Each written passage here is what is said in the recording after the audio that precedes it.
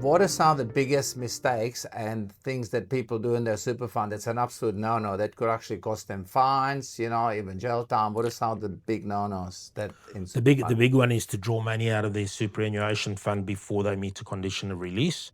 People get into trouble financially and they decide, oh, we've got an extra $10,000 in the fund, we'll just take it out. That's an absolute no-no. Okay, that Before means before they're retirement. like 67 or whatever Correct, the age before is. retirement. Yeah, Correct, okay, so you correct. can't take the money out. That's a big the no-no. biggest thing. And then from an investment and wealth creation point of view, people have to realize this is a long-term plan. Peter, let me tell you something.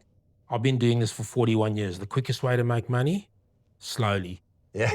And people need to realize it's a long-term play. Yeah. Right? You don't go buy the property and decide in 6 months' time you want to sell it. Yeah. You make a decision, you keep it, Yep. you build up your wealth, and you buy another property, and you do the same thing. Inside your super fund. Inside the super fund. Okay. So what are some of the other no-nos in the super fund? Those are particularly the ones. You cannot live in the residential property. Yep.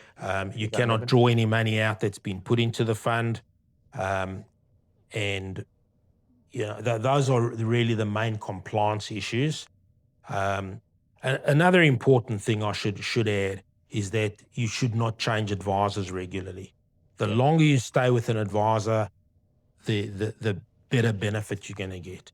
Because we've had clients that change accountants every 2 or 3 years. There's no trail of information. They get into trouble. They don't know what's happened.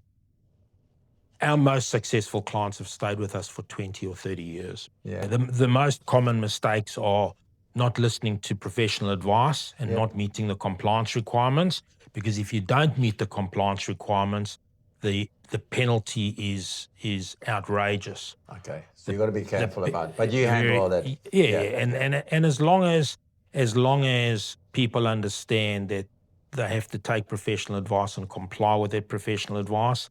The other thing to remember is that if you accumulate too much property in a self-managed super fund, and you then go on the pension, there's a minimum pension that you have to draw, and you've got to make sure there's liquidity there. So it's very dangerous to go and buy negative geared property in a self-managed super fund. You have to find a positive geared property or not take a loan more than about 60% of the value of the property. Fantastic. Balance basis, you would not set up a self-managed super fund today if you've got less than, say, $200,000 invested in super, which a lot of people have.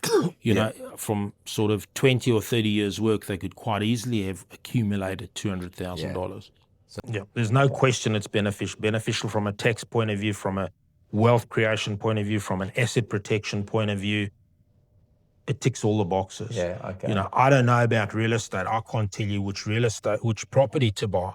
But if you're satisfied that the property you're buying is the right kind of property for your risk profile, using a self-managed super fund is definitely a way to beat the tax system.